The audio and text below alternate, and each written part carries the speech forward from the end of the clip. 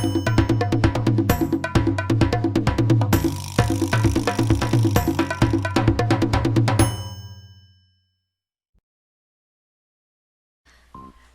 everyone! Welcome to another lesson for NS001 Earth and Life Science.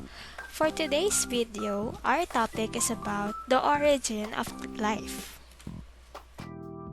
At the end of this video lesson, you are expected to Number 1. Explain the evolving concept of life based on emerging pieces of evidence. And number 2. Describe how unifying themes in the study of life show the connections among living things and how they interact with each other and with their environment. Now, let us define biology. Biology comes from two Greek words, bios and logos. Bios meaning life and logos meaning reason or study. Biology literally translates to the study of life. Biology deals with structures, functions, and relationships of living things and their environment. Traditionally, there are three major divisions of biological sciences. The first one is zoology. Zoology deals with the study of animals. Next is botany. Botany deals with the study of plants. And lastly, microbiology, which deals with microorganisms. But how do you think life originated here on Earth? For centuries ago, many people were puzzled about how life originates on Earth, therefore creating possible explanations that attempt to provide different possibilities on how life could have begun. There are three major categories that explains the origin of life. The first one is divine creation origin. It states that life was put on earth by divine forces and a supernatural being. Next is extraterrestrial origin, which states that life originated on another planet outside the solar system.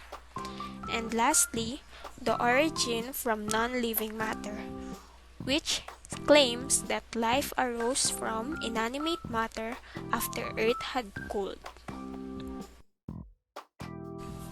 Divine creation origin, or also known as creationism. It is one of the oldest hypotheses that claims that life came from a divine God. This belief is common to many religions which have not been explained by science. It is believed that life forms and everything in the universe were created through a supernatural power rather than a naturalistic means. For extraterrestrial origin, scientists hypothesize that life began back when conditions were quite different from Earth's current environment. The panspermia theory, proposed by Swedish scientist Svante Arrhenius, states that organic molecules and microscopic life may have been brought to Earth from outer space by meteors or other extraterrestrial bodies. The words panspermia came from an ancient Greek word pan meaning all and sperma meaning seed. In 1966, a meteorite was found in Antarctica that suggested that it had been ejected from Mars, possibly by a collision with an asteroid. The meteorite contained presence of complex organic molecules which resembles those found on Earth. Lastly is the origin of non-living matter.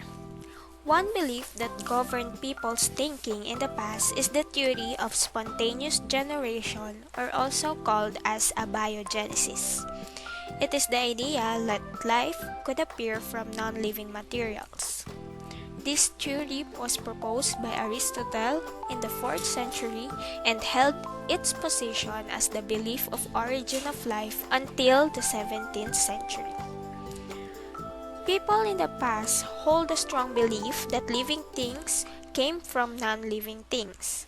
We know that the early characteristics of Earth from which life originated were totally different from the conditions of the Earth today. Therefore, many scientists have formulated different hypotheses in order to discover and explain how life originated from the early Earth's condition. The planet's formation did not remove all the material orbiting the Sun, so the early Earth received a constant hail of meteorites and was struck by many asteroids. These extreme conditions of early Earth resulted to an atmosphere that lacked oxygen but was rich in inorganic molecules such as carbon dioxide, carbon monoxide, hydrogen, and nitrogen. It is believed that under these conditions, life may have originated from non-living matter, meaning these inorganic molecules was converted into organic molecules. And when energy in the form of lightning, for example, was added to Earth's early atmosphere, the basic building blocks of life were created. This idea was hypothesized in 1923 by a Russian biochemist named Alexander Oparin and 1929 by a British biologist named John Burdon Haldane. Their theory is called the primordial soup theory. However, their hypothesis was unsuccessful because their experiments lacked a key component, which is the electric spark. The primordial soup theory is an attempt to explain that energy in the form of lightning present in the early Earth condition caused inorganic chemicals to react with one another, creating a soup of organic matter in the ocean that eventually evolved into early forms of life. And in 1953, two scientists by the names of Stanley L. Miller and Harold C. Urey set up an experiment in an attempt to recreate the atmospheric conditions of early Earth and investigate the origin of life. The Miller and Urey experiment was a chemical experiment that simulated the conditions thought at the time to be present on the early Earth and tested the chemical origin of life under those conditions.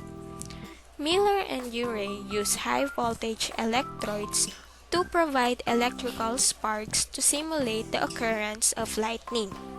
They used water, methane, ammonia, hydrogen gas, and no free oxygen to fill the reaction chamber and zapped it with electric sparks to mimic the Earth's primitive atmosphere.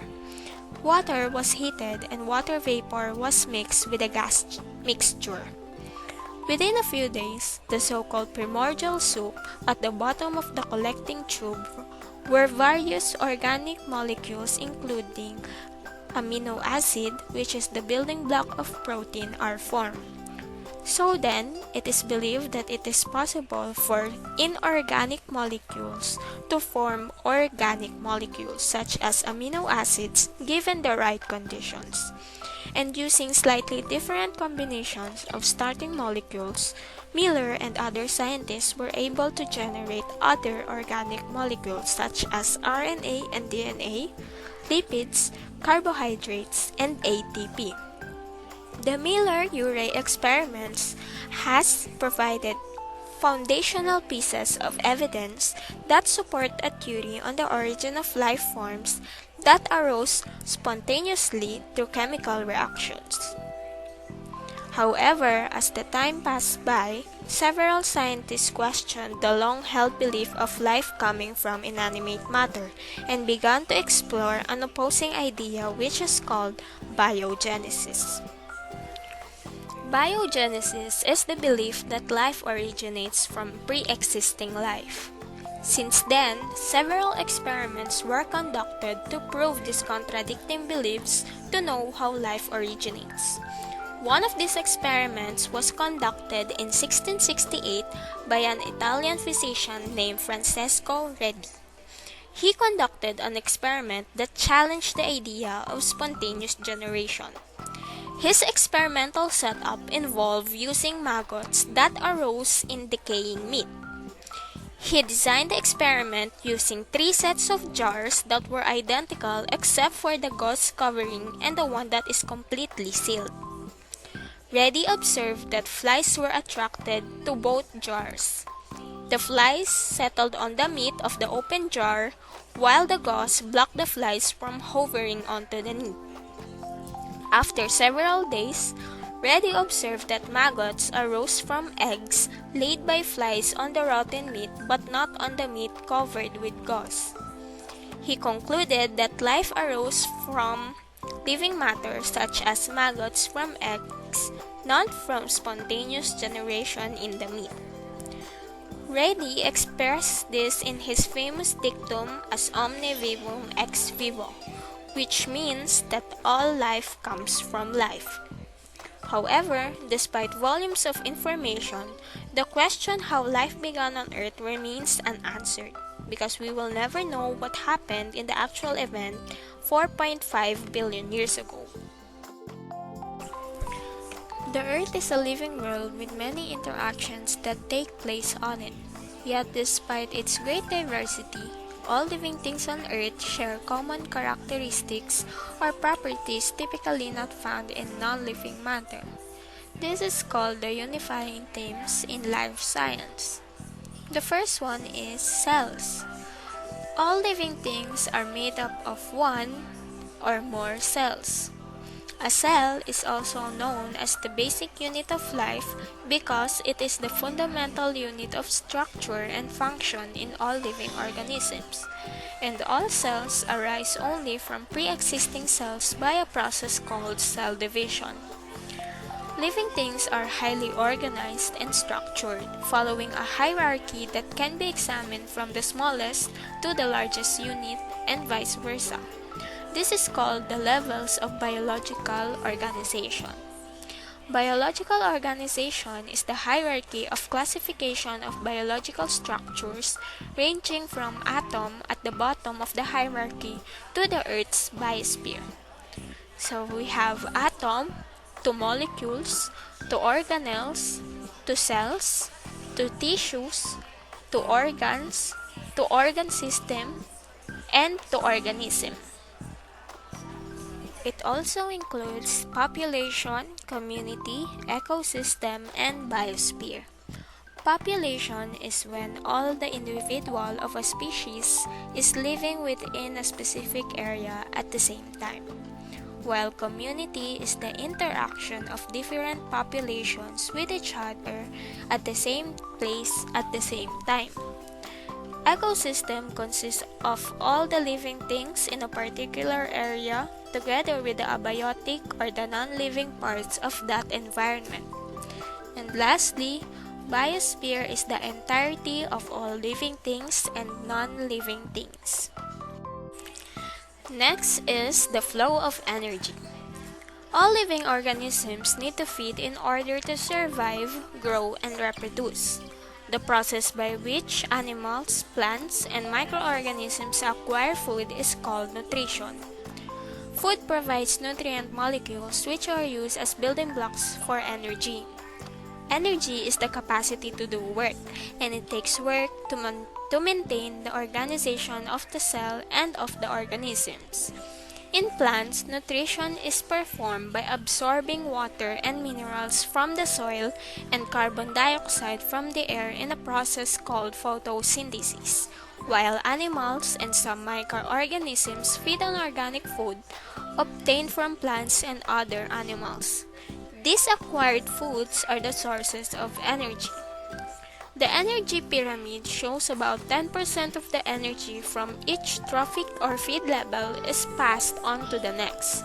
As you can see, the highest energy is obtained by the producers at the bottom of the energy pyramid, while the lowest energy is obtained by the third level consumer.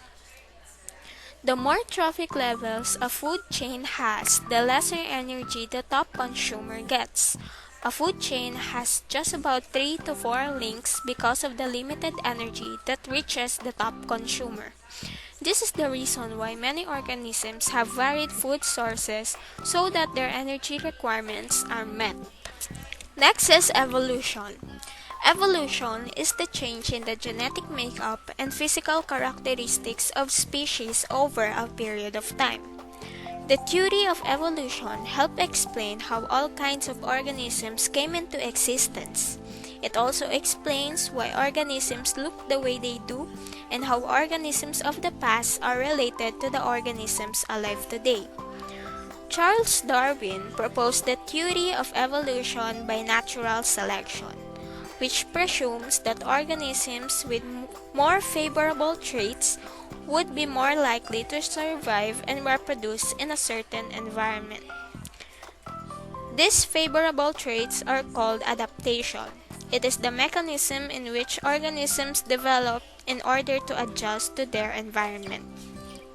A classic example of adaptation involves two different theories on the evolution of giraffes. Darwin's theory of evolution through natural selection suggests that a giraffe was born with a longer neck by a random chance.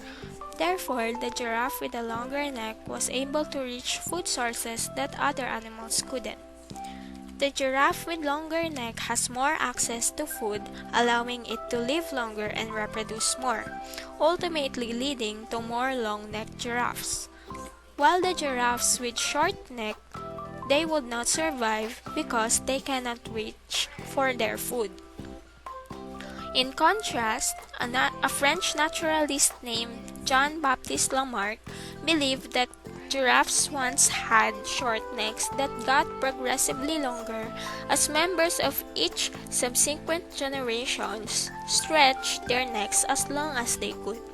In doing so, Lamarck believed that each generation would grow slightly longer necks and pass that trait on to their offspring. Next is structure and function. Structure refers to the shape or form, while function is the specific role. For example, different cells have specific components that help them carry out their duties, such as red blood cells.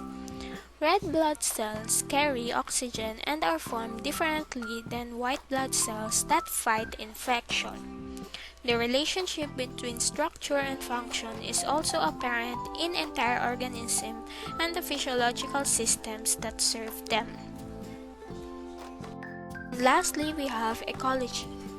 Aside from the organism itself, we also have to recognize and study the interdependence of organisms to their environment. Ecology is the study of how animals interact with each other and with their environment. A specific area wherein different groups of living things interact is called ecosystem. There are two components of ecosystem, which are known as biotic and abiotic factors. Biotic factors are the living things. This includes all plants and animals, while abiotic factors includes all the non-living things, such as temperature, air, sun, and so on.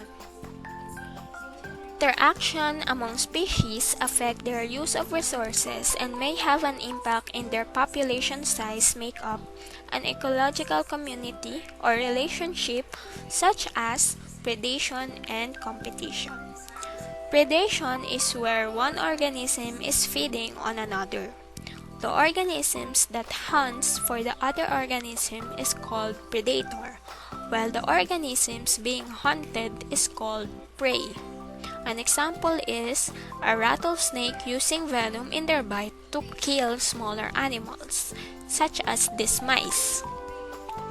Next is competition. Competition is where organisms use and compete for the same limited resource at the same place at the same time. It can be interspecific or intraspecific. Interspecific is the competition among organisms of different species, while intraspecific is the competition among individuals of the same species.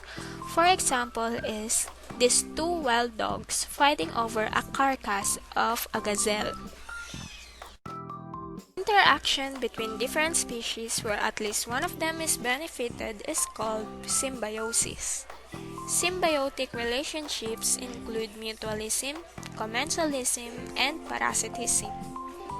Mutualism is where both organisms benefits from each other. Organisms in a mutualistic relationship often provide each other with food or protection. An example of this is a sea anemone and clownfish. The sea anemone provides shelter and protection to the clownfish, while the clownfish can help the sea anemone catch its prey by luring other fish towards it. While commensalism is where one organism is benefited while the other is unaffected. The one benefited is called a commensal, while the unaffected is called the host. An example of this is the barnacles that feed by attaching themselves to a whale's belly or back, allowing the species to then eat microorganisms as the whale swims. And lastly is parasitism. Parasitism is where one organism benefits while the other is harmed. The organisms that is harmed is called host, while the organism that does the harm is called parasite. It may be characterized as ectoparasite, which parasites is found on the body surface of its host, or endoparasite, which parasites live inside its host. For example, the wasps lay their eggs inside the hornworm where they will attach and begin to feed on the 8 sides of the caterpillar. And that's it for today's lesson, class. Thank you so much for listening and watching with me. Hope to see you soon.